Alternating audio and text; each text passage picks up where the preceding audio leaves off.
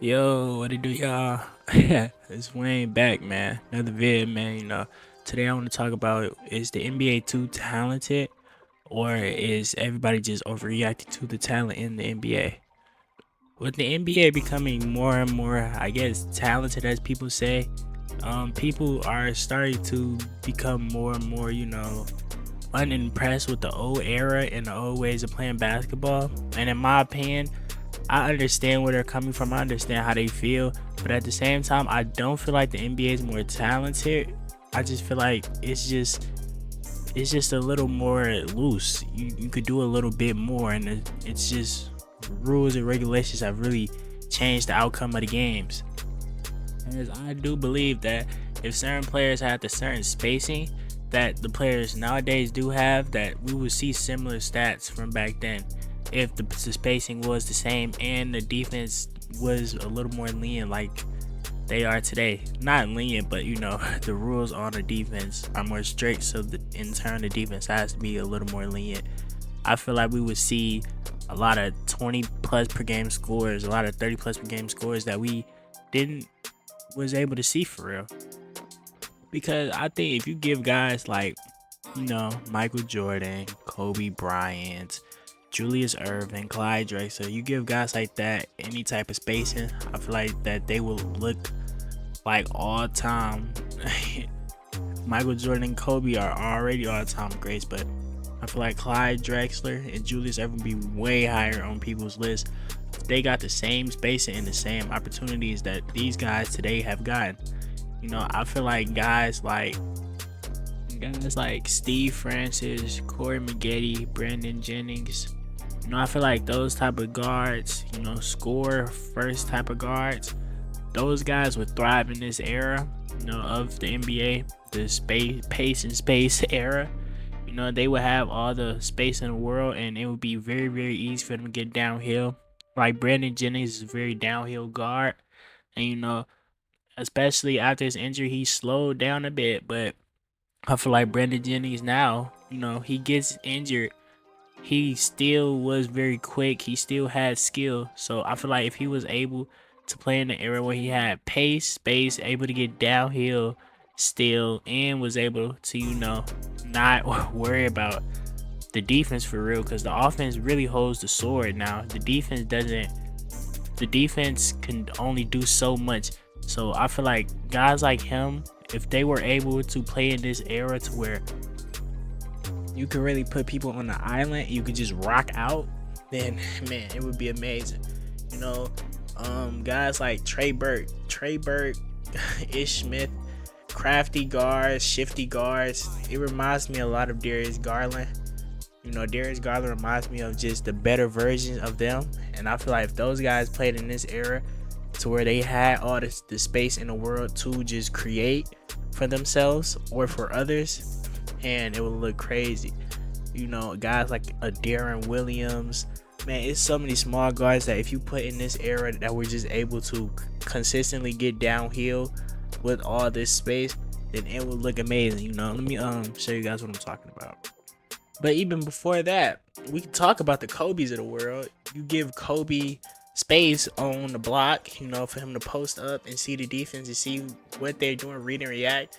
Kobe would average 28, 10, and 10. In my opinion, Kobe could average 10 assists in this era because it's a lot of just reading, reacting things. They would probably send a lot of double teams, towards Kobe, and Kobe would have to make a decision out of those double teams. I feel like the same way with somebody like Clyde Drexler. Clyde would probably be a 25 points per game scorer in this era. Just the ability to go downhill with his athleticism, just constantly attacking the rim, and he was a decent mid-range shooter. We have to, counter it for this era, so he would probably be an okay 3-point shooter.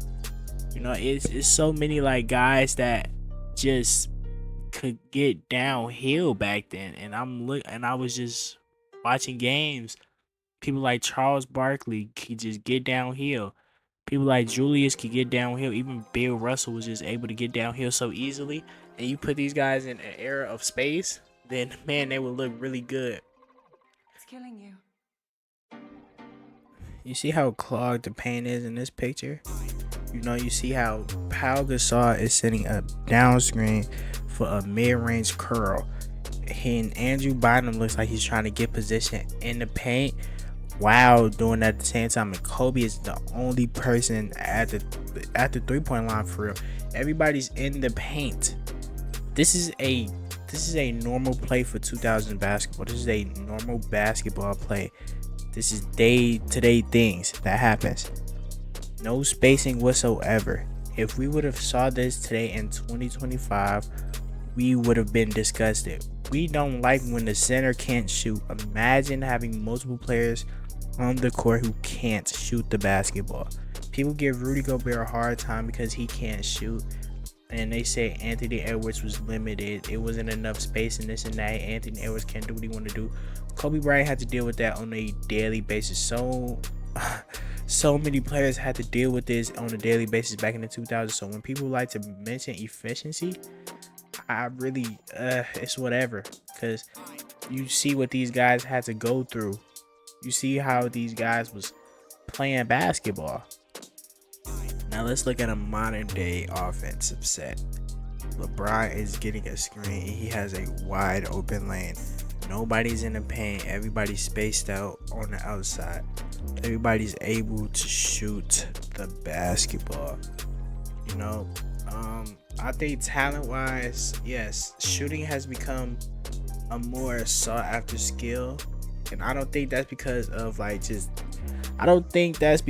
players back then they didn't know how to shoot, but they weren't required to learn how to shoot or to expand their game, because a lot of the philosophy back then was big man in the post. Even guys like Kobe still had to defer to Shaq, and that was working. That's why people think they got their three-peat, because they deferred to Shaq a lot in these clutch moments. They just gave it to the post.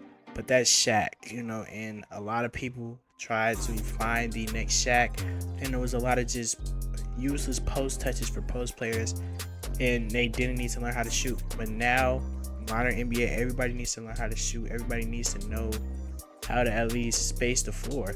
And, I feel like the evolution of the game has required the 3-point shot, and I can't say that one thing about our generation. We force people to get better, different skills. I wouldn't say get better, different skill sets. We force different skill sets to be applied.